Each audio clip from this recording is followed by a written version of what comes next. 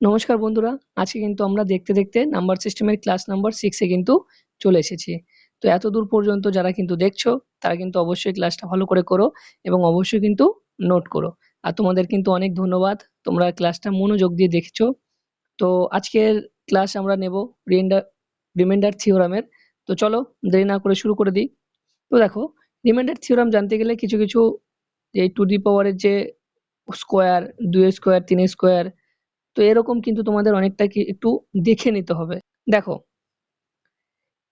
যদি লিখি 20, একে কি 3 দিয়ে ভাগ করা যায়? স্যার বলবে হ্যাঁ স্যার, ভাগ তো করা যাবে, কিন্তু রিমাইন্ডার থাকবে। হ্যাঁ স্যার, রিমাইন্ডারটা কত থাকবে? 3 কে যদি 6 দিয়ে ভাগ করি কি থাকবে? 18। তাহলে কি থাকবে পরে? 2। তাহলে এখান থেকে তাহলে এখান থেকে রিমাইন্ডার কত পাবো? রিমাইন্ডার পাবো 2, তাই তো? বেশ। তাহলে এইখানে যে 2 টা রিমাইন্ডার পেলাম, এটা কি পজিটিভ না নেগেটিভ? হ্যাঁ স্যার, অবশ্যই পজিটিভ। কারণ এখানে তো কি 18 উপরে বড় আছে, এখান থেকে তো বিয়োগ করি, বিয়োগ করে 2 পাই, তাহলে 2 টা অবশ্যই পজিটিভ, তাই তো? দেখো, যে কোনো জিনিসের একটা পজিটিভ একটা নেগেটিভ, এই দুটো কিন্তু আছে দিক। তো এইখানেরও এই যোগেরও না, এই যোগ বলছি, এই ভাগেরও না পজিটিভ এবং নেগেটিভ দুটো দিকে কিন্তু আছে। তাহলে পজিটিভ দিক যেমন 2 এলো, এবার কিন্তু এর একটা নেগেটিভও দিক আছে। তাহলে দেখি নেগেটিভ দিক থেকে কত পায়। তো পজিটিভ দিক থেকে ভাগশেষ কত পেল? 2। এবার দেখো, পজিটিভ বের করতে গেলে আমাকে কত নিতে হয়েছে? ভাগফল হিসেবে 6। আমি যদি 7 নিই ভাগফল, তখন 18 র জায়গায় কি হবে? 18 র জায়গায় কি হবে? যখন আমরা 7 নেব ভাগফল, তখন কি হবে? ভাজ্য। ভাজ্য তখন কিন্তু 21 হয়ে যাবে, তাই তো? মানে 3 7 এ 21, তাই তো? ঠিক লিখলাম? হ্যাঁ স্যার, ঠিক লিখলাম। তাহলে এখানে কত হবে? 21 হবে। তাহলে দেখো, 20 থেকে 21 যখন বাদ দেবো তখন কত অ্যান্সার আসবে? -1। বোঝা গেল? তাহলে স্যার, আমি কিন্তু এটা কিন্তু লিখতেই পারবো যে স্যার 3 এর যদি পজিটিভ ভাগশেষ নিই তখন কত বেরোবে? +2। আর যদি নেগেটিভ ভাগশেষ নিই তখন কত বেরোবে? তখন বেরোবে -1। এটুকুনি বোঝা গেল সবার? হ্যাঁ স্যার, বুঝতে পেরেছি। তাও আরো একটা উদাহরণ দিয়ে আমি কিন্তু দেখিয়ে দিচ্ছি। দেখো, ধরো 25 আছে, ঠিক আছে? 7 দিয়ে ভাঙবো, ভাগ করতে পারবো? হ্যাঁ স্যার, পারবো। তাহলে পজিটিভটা নিই, 3 7 এ 21। তাহলে ভাগশেষ কত বেরোলো স্যার? স্যার ভাগশেষ বেরোলো হচ্ছে 4। স্যার 4 পজিটিভ ভাগশেষ না নেগেটিভ ভাগশেষ? হ্যাঁ স্যার, 4 হচ্ছে পজিটিভ ভাগশেষ। ক্লিয়ার? এটুক সবাই পারবে? বেশ। এইবার আমি একটু মাতুব্বাড়ি করি। আমার না ভাল লাগছে না পজিটিভ নিতে। আমরা একটু নেগেটিভ নিয়ে দেখি তো কি হয়। তো 7 কে আমি আরেকটা ঘর বেশি দিয়ে গুণ করলাম। 7 4 এ 28। তাহলে এই 25 এর জায়গায় যদি নিচে 28 থাকতো, 25 তো 25 এ আছে, 21 এর জায়গায় যদি নিচে 28 থাকতো, তখন এটা বিয়োগ করে কত পেতাম? -3।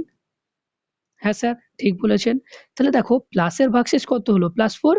এবার মাইনাসের ভাগশেষ কত হবে? মাইনাসের ভাগশেষ হবে -3। তাহলে পজিটিভ ভাগশেষ +4 এবং নেগেটিভ ভাগশেষ হচ্ছে -3। হ্যাঁ স্যার, এটুকুনি করতে তো পারবো, এটুকুনি তো সবই সোজা। তো চলো এর আগে দেখে নিই। তাহলে তাহলে স্যার, আমি যদি একটা ভাগশেষ এরকম করি 25 আর নিচে ধরো 4, পারবো স্যার? যদি ভাগ করি কত হবে? 4 6 24। এখান থেকে পজিটিভ ভাগশেষ কি পাবো স্যার? পজিটিভ ভাগশেষ পাবো +1। হ্যাঁ স্যার, আপনি ঠিক বলেছেন। পজিটিভ ভাগশেষ কিন্তু +1 হবে। এবার যদি নেগেটিভ ভাগশেষের দিকে যাই, তখন কি করব? এখানে কত গুণ করেছিলাম? 4 এর সাথে 6 গুণ করে 24 পেয়েছিলাম। সেখান থেকে +1 পেয়েছিলাম ভাগশেষ। তাহলে আমি 7 গুণ করব। তাহলে 4 এর সাথে যদি 7 গুণ করি কত পাই? 28। তাহলে 25 থেকে 28 বাদ গেলে কত থাকে? তখন কিন্তু বাদ গেলে থাকে 3। তাহলে এখানে বলতে পারবো, লিখতে পারবো যে এটা হচ্ছে -3 হবে ভাগশেষ। তাহলে আমরা একটা ভাগশেষ, নেগেটিভের ভাগশেষটা কত পেলাম? -3। এবং পজিটিভের ভাগশেষটা কত পেলাম? পজিটিভের ভাগশেষটা পেলাম কিন্তু +1। বোঝা গেল এটুকুনি? হ্যাঁ স্যার, বুঝতে পেরেছি। আচ্ছা, একটা সময়ের জন্য আমি এই নেগেটিভটাকে উড়িয়ে দিলাম আর এদিকের এই পজিটিভটাকেও উড়িয়ে দিলাম। পারবো? হ্যাঁ স্যার, পারবো। তাহলে এবার আমি কি দেখছি? এইখান থেকে দেখছি 3 আর এইখান থেকে দেখছি 1। তাহলে 3 আর 1 এই দুটোকে যোগ করি, তাহলে কত পাবো? 4। দেখো তো এই দুটো সমান কিনা? হ্যাঁ স্যার, আপনি তো ঠিক বলেছেন। এগুলো কিন্তু সমান, তাই তো? বেশ। তাহলে আমরা কিন্তু এটা লিখতেই পারি নোটে যে, যে পজিটিভ ভাগশেষ বেরোক আর নেগেটিভ ভাগশেষ বেরোক, এই দুটোর সাইন যদি আমি চেঞ্জ করে দিই তখন আমরা কি পাবো? তখন আমরা কিন্তু ভাজক পাবো। তাহলে এখানে ভাজক কি? ভাজক হচ্ছে ৪। বোঝা গেল? হ্যাঁ স্যার বুঝেছি। এইবারে আরো একটা জিনিস দেখো, এদের সিম্বল গুলো কিন্তু ফিরিয়ে নিয়ে আসলাম। বেশ, এইবার আরেকটি বারের জন্য আমি ভেবে নিলাম যে স্যার আমি পজিটিভ ভাগশেষ কিন্তু বের করতে পারছি না। আমি জানি না পজিটিভ ভাগশেষ কি বেরোবে, আমি জানি না। কোনো একটা ভাগের ক্ষেত্রে পজিটিভ ভাগশেষ কত বেরোবে আমি কিন্তু জানি না। কিন্তু নেগেটিভ ভাগশেষ কত বেরোবে সেটা কিন্তু আমার হাতে আছে। তাহলে এখান থেকে যদি নেগেটিভ ভাগশেষ আছে কত হচ্ছে? -৩। এইবার স্যার নেগেটিভ ভাগশেষে কিন্তু অ্যান্সার বেরোয় না। আমরা যদি নেগেটিভ ভাগশেষে উত্তর বের করতে যাই তখন কিন্তু ভুল হয়ে যাবে। তখন আমাদের কি করতে হবে? এই নেগেটিভ ভাগশেষে যেটা আছে সেই সংখ্যাটাকে কিন্তু ভাজক থেকে বাদ দিয়ে দিতে হবে। কিভাবে বাদ দেব? দেখো ৪ নেগেটিভ ভাগশেষ কত আছে? ৩। তখন কিন্তু এই ৩ এর সাইন নিলে কিন্তু হবে না। ভালো করে মনে রাখো এই সাইন কিন্তু নেব না। শুধুমাত্র ৪ কে ৩ দিয়ে বিয়োগ করে দেব। কত পড়বে? ১। তাহলে এখানে কি ছিল আমাদের? পজিটিভ ভাগশেষ কিন্তু ১ ই ছিল। দেখেছো? এই যে এখানে লেখা ছিল পজিটিভ ভাগশেষ কত ছিল? ১। তাহলে কি করে পেলাম? এই যে ৩ কে এই ৪ থেকে বাদ দিয়ে দিলাম তখন কি পেলাম? পজিটিভ ভাগশেষ পেয়ে গেলাম। এবার এখান থেকে যদি নেগেটিভ ভাগশেষ চাই তাহলে ১ থেকে ৪ বাদ দিয়ে দেব। এই যে ৩ নেগেটিভ ভাগশেষ পেয়ে গেলাম। আর নেগেটিভের জন্য মাইনাস। বোঝা গেল? হ্যাঁ স্যার বুঝেছি। বেশ, তো চলো একটু নোটটা দেখি এবারে। দেখো কি চেয়েছে?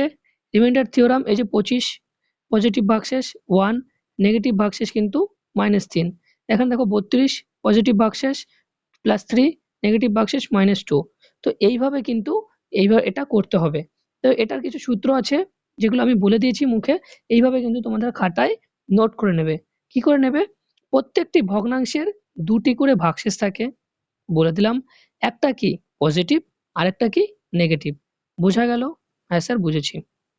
এক্ষেত্রে অ্যান্সার সবসময় পজিটিভে নিতে হবে। কোনো মান নেগেটিভে আসলে তাহলে পজিটিভ মান বের করতে হলে ভাজক থেকে তা বাদ দিতে হবে। তাহলে কি করে বাদ দেব? চলো দেখি।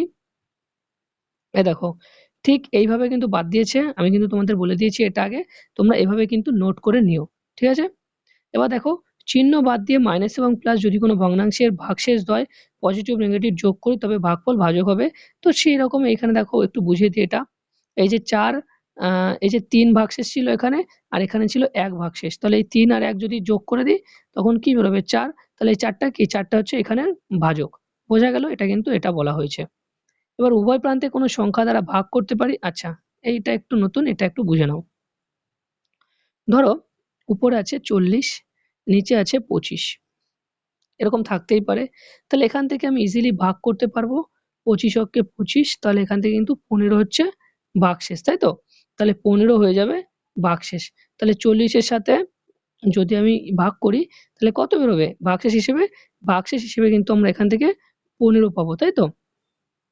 এইবার এটাকে সহজে কি করে করব? দেখো, এটা তো এমনিই সহজ, তারপরেও সহজ মানে এর থেকে যদি বড় কোনো উদাহরণ দেয়, তখন আমরা কি করে সহজ পদ্ধতিতে করব সেটা দেখো। তো ১ম এ কি করতে হবে? কাটাকাটি করতে হবে।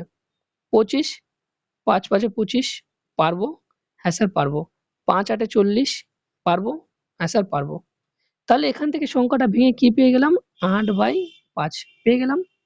তাহলে এই ৫ থেকে যদি ৮ কে ভাগ করি তাহলে ভাগশেষ হিসেবে কি পাবো? ৩ পাবো। এইবার স্যার ভাগ করেছিলাম কত দিয়ে? ৫ দিয়ে। এইবার এখানে ৩ এর দ্বারা এই ৫ কে কিন্তু গুণ করে দিতে হবে। তাহলে কি দাঁড়াবে? যদি আমি ৩ কে ৫ দিয়ে গুণ করি তাহলে কিন্তু আমাদের ১৫ ভাগশেষ হয়ে গেল। তাহলে এই ১৫ আর এই ১৫ একই কিন্তু ব্যাপার। তাহলে বোঝা গেল কি করে হলো? তাহলে এই যে পয়েন্টটা, এই পয়েন্টটার মানে হচ্ছে এটাই, যদি উভয় প্রান্তে কোনো সংখ্যা দ্বারা ভাগ করতে পারি তবে যখন ভাগশেষ নেব তখন সেটাকে কি করতে হবে? গুণ করতে হবে। বোঝা গেল? হ্যাঁ স্যার বুঝে গেছি। এবার দেখো, এবার অঙ্ক দেখো,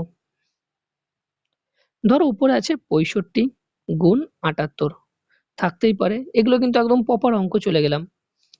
এবার নিচে ভাগ করতে দিয়েছে ধরো ৮ দ্বারা। ঠিক আছে? পারবো। তাহলে স্যার এখান থেকে আমরা বলতেই পারবো যে এখানে কত আছে? ৬৫ কে ভাগ করতে হবে ৮ দিয়ে। তাহলে ৮ ৮ এ কত? ৬৪। তাহলে এখান থেকে কি পাবো? প্লাস ১ হিসেবেও কিন্তু ভাগশেষ পাবো। হ্যাঁ স্যার পাবো। এবার দেখো এখানে কি আছে ৭৮ আছে না? এইবার ৭৮ এর সবথেকে কাছের গুণিতক ৮ এর কত? সেটা কিন্তু আমাকে বের করতে হবে। তাহলে কি করে বের করব? ৭৮ যদি এখানে লিখি তাহলে ৮×১০ ৮০।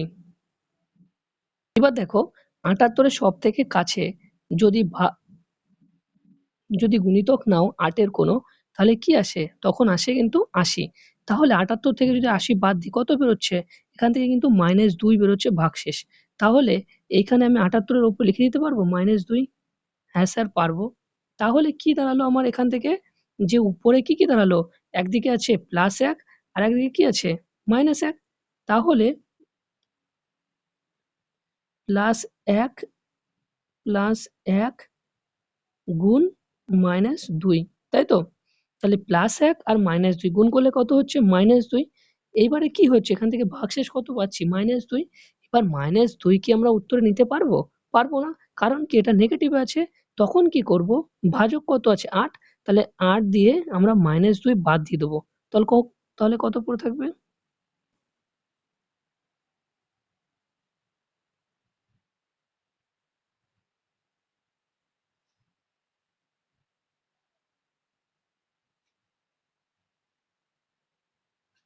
তখন দেখো পড়ে থাকবে ৬। তাহলে এখান থেকে কত উত্তর পাবো? ৬ পাবো। তাহলে এখান থেকে কত উত্তর পেলাম? ৬ পেলাম।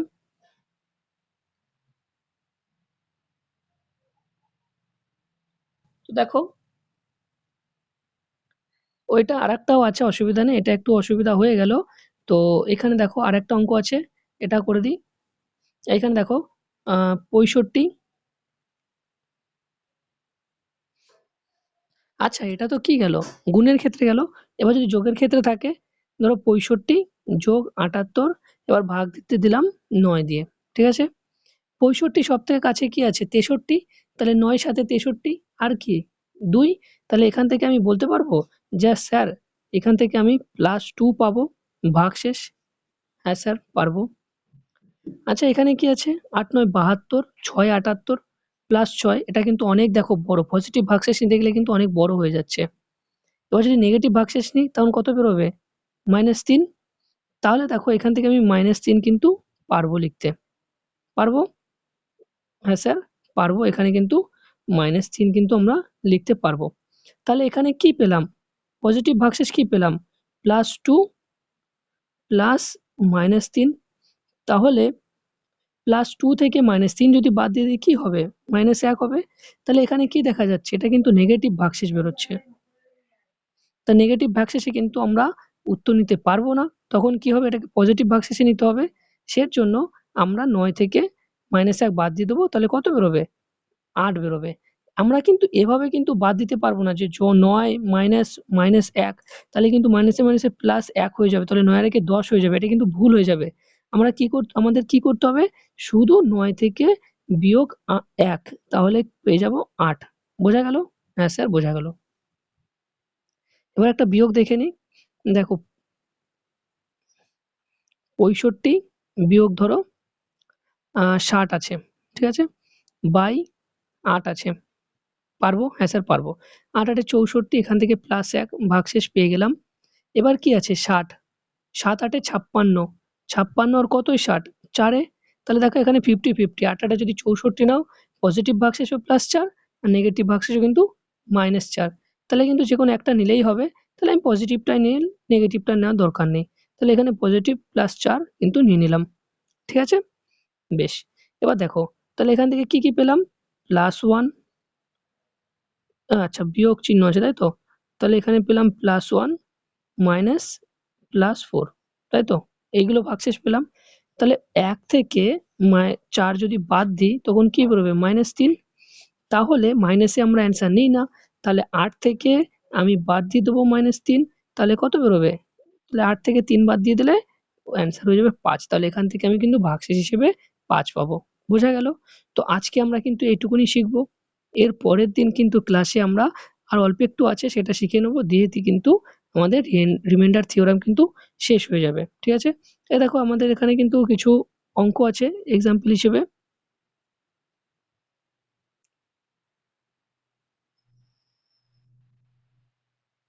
এই যে এইখানে দেখো আছে 9 দিয়ে ভাগ আছে, 9 দেখো এখান থেকে 63, তাহলে 2 বেরোবে এখান থেকে পজিটিভ ভাগশেষ, আর 9 9 81 -3 বেরোবে নেগেটিভ ভাগশেষ। এই দুটোকে যদি গুণ করে দিই তখন কি বেরোবে -6, তাহলে -6 আমরা নেগেটিভ অ্যান্সার নিই না, তখন 9 থেকে 6 বাদ দিয়ে দেবো, কত বেরিয়ে যাবে 3, তাহলে এখান থেকে কিন্তু 3 উত্তর হবে। ঠিক আছে, তাহলে আজকে একটু ছোট ক্লাস হোক। তো আজকের ভিডিওটা এখানেই শেষ করছি।